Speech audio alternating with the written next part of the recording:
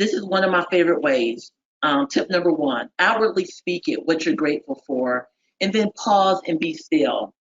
And just being there in the moment, just that thought of gratefulness comes over you. You can just smile and take a deep breath and just let the time pass and soak it in. So, outwardly speak it, just be joyous and truly appreciate it. And it actually sets off those beneficial hormones. Another big one is to pay attention. And what do I mean by that? We get so caught up in living day to day and just living, working, eating, repeat. Working, eating, sleeping, repeat. And we don't really stop and smell the roses. And a lot of us out there don't even know that there's a roses there. And so in your everyday moments, just look around, take in those moments, catch some fresh air, look at the sky, look at the trees, look at a cute baby or a puppy and just smile and be grateful for that moment. Those kind of things that put a warm, smile in your heart. And pay attention to those little things that happen to you. It doesn't have to be something so grand that just shakes your whole world, but just those minor things. A big thank you. And I'm willing to bet that on any given day, I may be wrong, but I don't think I am. There's hundreds of things that you can actually take notice in and just show gratefulness for and appreciation for. And it's a matter of what you're putting your attention on to even see that it's there and something to be grateful for. An act of kindness. A random act of kindness is basically like a selfless act that you do on any scale for someone. It's given unexpectedly, okay, without prompt or any type of ulterior motive. And anyone out there, have y'all done any random acts of kindness? It's so fulfilling, and you'll feel grateful that you're able to be in a position to help someone. They'll be grateful for you that you're able to help them. The next one is to tell someone. Telling someone that you're truly grateful for them being in your life, and just expressing that emotion from the heart. It could be something as simple as that. You can even carry it like into the work setting. Tell a coworker, you're doing a good job. They may be feeling down for that day.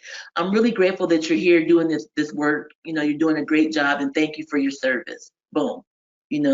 That expression of gratitude to someone else. And I mean, how would you feel if a friend or a loved one or even a coworker came up to you and said, thank you for being here. Thank you for being in my life. It makes you feel good. And it's something minor, it may not be minor to you receiving it, but it's just a small gesture just to tell someone that you appreciate them being in your life. And the thing is, you're not there to assume that someone is always going to be there. So don't wait. If you're grateful for them now, don't wait until they're, sick and ill and something's getting ready to happen. So, express that gratitude for them now. Tell someone. The next one, number 5, is actually not to engage in toxic gratitude. And so I'm not sure if anyone has heard that phrase before, but it's a phrase that's out there. And toxic gratitude is basically, I'll give an example. So we say express gratitude for all things, for everything, but suppose something, quote, horrible happens to you or someone you love.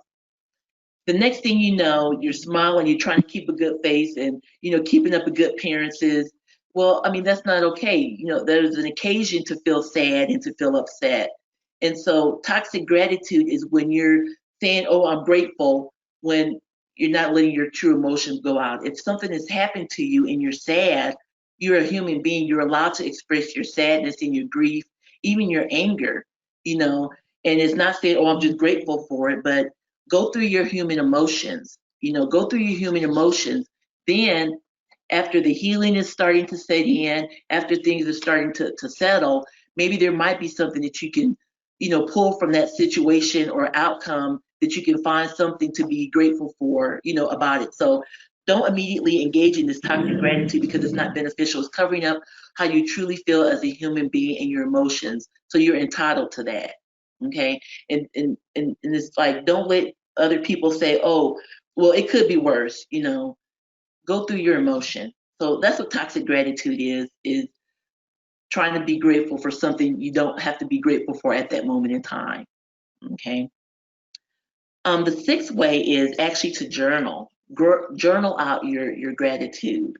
Break out that pen, break out that notebook. It serves as a reflection and a reminder, especially if you're feeling particularly down that way. But you don't have to be. You can, if you're feeling great, that's something great to journal about. And it's a central place for you to document, daily, if you choose to do it daily.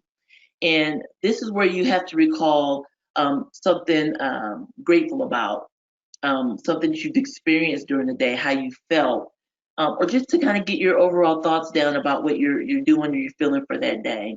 And actually, that's what journaling can do for you.